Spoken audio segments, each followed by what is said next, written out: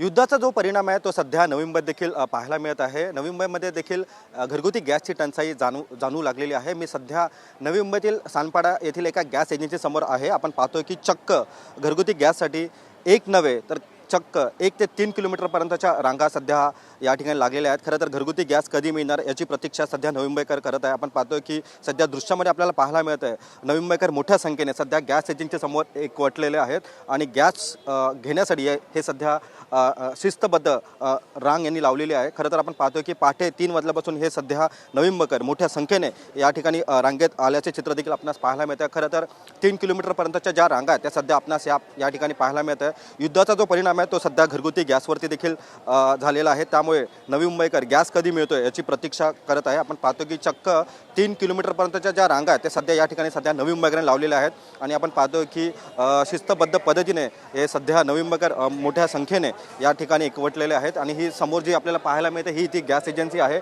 या gas agency समोरच नवी मुंबईकर मोठ्या संख्येने रांग लावून सध्या गॅस कधी मिळतोय याची पाहणी करत आहे। आपण सध्या ज्या ठिकाणी आहोत त्या ठिकाणी सध्या आपण पाहतो की नवी मुंबईकर मोठ्या संख्येने जमलेले आहेत आणि युद्धाच्या पार्श्वभूमीवरती आणि युद्धामुळे सध्या गॅस टंचाई निर्माण झालेली आहे। त्यामुळे नवी मुंबईकर मोठ्या संख्येने सध्या या ठिकाणी एकवटलेले आहे। आपण पाहतो की ज्या 3 किलोमीटरपर्यंतच्या रांगा आहेत त्या सध्या लागलेल्या आहेत। आपण माझा व्हिडिओ जर्नलिस्ट रोशन याला सांगू इच्छितो की त्याने ती पूर्ण लाईन दाखवावी। सध्या नवी मुंबईकर मोठ्या संख्येने या ठिकाणी सध्या आलेले आहेत। खरं तर आता सध्या ऊन देखील आहे तरी देखील नवी मुंबईकर आपल्या गॅसवरती बसून नंबर कधी येतो याची वाट पाहत आहेत।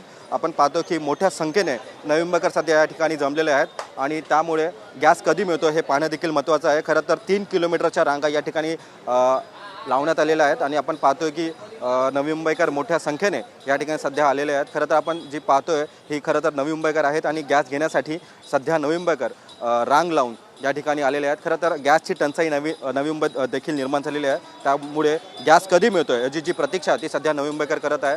आपण पाहतोय की खरं तर आपण लाईन दाखवण्याचा प्रयत्न करत आहोत। खरं तर इथपर्यंत अशी लाईन आहे आणि एजन्सी समोर अशी त्या साईडने 1.5 किलोमीटर या साईडने 1.5 किलोमीटर अशी 3 किलोमीटरपर्यंत लाईन आहे सध्या नवी मुंबईकरांनी लावलेली आहे। खरं तर गॅस कधी मिळणार याची प्रतीक्षा सध्या नवी मुंबईकर करत आहे। व्हिडिओ जर्नलिस्ट रोशन गायकवाडसह मी रवी खरात, TV9 मराठी, सानपाडा, नवी मुंबई।